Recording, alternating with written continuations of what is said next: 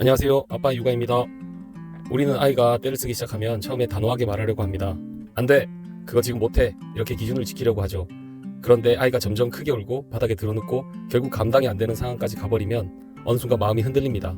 주변 눈치도 보이고 이 상황을 빨리 끝내고 싶은 마음에 결국은 알았어, 그럼 이거 하나만 하고 끝내자 하면서 아이가 원하는 걸 들어주게 됩니다. 그리고 아이는 울음을 멈추고 그 순간 솔직히 편하죠. 그런데 문제는 그 다음입니다. 집에 돌아와서 생각해보면 내가 이걸 왜 들어줬지? 이러면 다음에 또 떼쓰는 거 아닌가? 이런 후회가 밀려옵니다. 실제로 저도 똑같았습니다. 처음엔 기준을 세우려고 했는데 결국은 매번 울음에 무너지고 나중에는 아이가 어떻게 하면 원하는 걸 얻는지를 더 빨리 배우더라고요. 그런데 여기서 중요한 건 이 상황을 단순히 버릇 문제로 보면 계속 같은 일이 반복된다는 겁니다. 오히려 30개월 아이의 떼쓰기는 아이의 자존감과 감정 발달을 결정짓는 아주 중요한 시기일 수 있습니다. 오늘은 아이의 떼쓰기를 대할 때 꼭 기억해야 할 것과 오히려 이 상황을 아이의 자존감을 키우는 기회로 바꾸는 핵심 방법 4가지를 과학적인 근거를 바탕으로 알려드리겠습니다. 그럼 이제 중요한 건 아이의 떼쓰기를 어떻게 바라보고 어떻게 대응하냐입니다. 많은 부모들이 공통적으로 하는 실수가 있습니다. 아이의 떼쓰기를 고쳐야 하는 행동으로만 본다는 겁니다. 그런데 실제로 30개월 전후의 아이는 논리적으로 설득하는 행동을 바꿀 수 있는 시기가 아니라 감정을 배우는 시기입니다. 소아청소년과 전문의인 하정훈 원장도 유튜브 채널 삐뽀삐뽀 119 소아과에서 비슷한 이야기를 합니다. 아이의 떼쓰기는 부모를 힘들게 하려는 행동이 아니라 감정을 표현하는 방법을 아직 배우는 과정이라고 말합니다. 이걸 이해하면 대응 방식이 완전히 달라집니다. 첫 번째, 떼쓰는 순간에 논리로 이기려고 하면 안 됩니다. 예를 들면 많은 부모들이 마트 장난감 코너에서 이건 집에 있는 거야, 지난번에 사줬잖아, 이렇게 설명을 합니다. 그런데 아이 입장에서는 이미 감정이 올라온 상태라 이 말이 전혀 들어오지 않습니다. 오히려 내 감정은 무시당하고 있다라고 느끼면서 더 크게 울게 됩니다.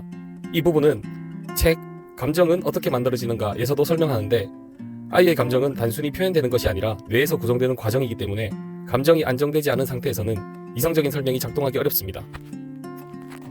두 번째, 울음을 빨리 멈추게 하는 것에만 집중해서는 안 됩니다. 이게 가장 많이 하는 실수입니다. 아이가 울면 주변 시선도 신경 쓰이고 상황도 불편해지니까 어떻게든 빨리 끝내고 싶어집니다. 그래서 결국 원하는 걸 들어주게 됩니다. 그런데 이 순간 아이의 머릿속에는 하나가 학습됩니다. 이 정도로 울면 원하는 걸 얻을 수 있구나. 이게 반복되면 떼쓰는 강도는 점점 더 세집니다. 이건 책 훈육의 기술에서도 강조하는데 아이의 행동은 반복된 결과를 통해 강화되기 때문에 즉각적인 보상은 행동을 더 강하게 만든다고 설명합니다.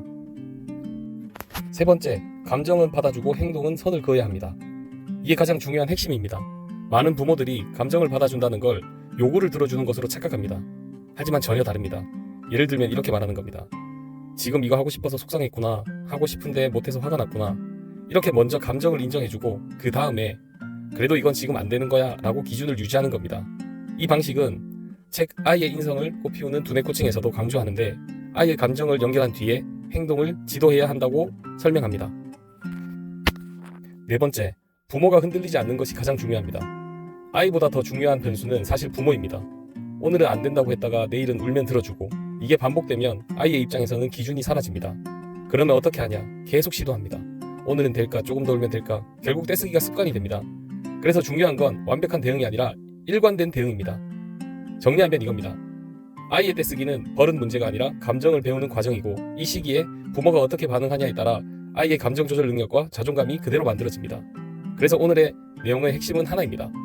떼쓰는 상황을 이겨야 하는 순간으로 보지 말고 아이의 감정을 가르칠 수 있는 기회로 보셔야 합니다. 그리고 이걸 기억하셔야 합니다. 아이의 떼쓰기는 잘못 자라고 있다는 신호가 아니라 오히려 정상적으로 성장하고 있다는 과정입니다.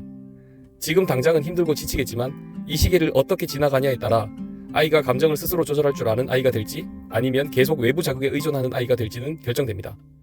부모가 완벽할 필요는 없습니다. 단 한 가지, 아이의 감정 앞에서 흔들리지 않는 기준만 있으면 됩니다. 오늘 알려드린 방법 중에 딱 하나만이라도 다음에 아이가 뗐을 때 적용해보세요. 분명히 이전과 다른 반응을 보이게 될 겁니다.